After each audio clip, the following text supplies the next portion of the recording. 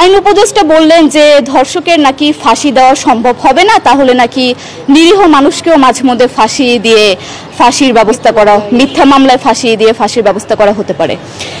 আইন উপদেষ্টার কাছে আমার প্রশ্ন, আল্লাহ না করুক আজকে যদি আপনার কাছের কেউ, আপনার বোন অথবা আপনার স্ত্রী অথবা আপনার মেয়ের সাথে যদি এরকম কোনো কিছু হতো, আপনি কি আসলে এটা বলতে পারতেন যে না, ধর্ষককে ফাঁসি দেওয়া যাবে না?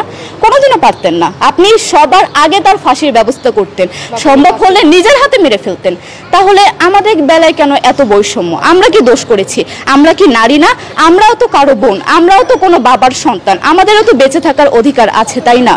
কিছু হলে মেয়েদের পোশাকের দোষ দেওয়া হয়। আমার কাছে প্রশ্ন, একটা 8 বছরের শিশুর মধ্যে এরকম কি থাকতে পারে যেটা একটা পুরুষকে অ্যাট্রাক্ট করবে, যেটা একটা পুরুষকে সিডিউস করবে? সেরকম হলে আসলে ধর্ষণ করা হতো সবসময় প্রাপ্তবয়স্ক মহিলাকে, কিন্তু আমরা আসলে পরিসংখ্যান গবেষণা করলে দেখতে পারি যে ধর্ষক সবচেয়ে বেশি করা হচ্ছে শিশুদেরকে।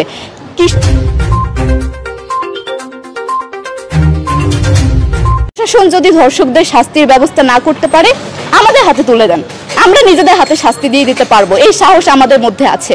বেঁচে থাকার জন্য আমাদের যতটা কঠিন হতে হবে, আমরা কঠিন হওয়ার জন্য প্রস্তুত আছি।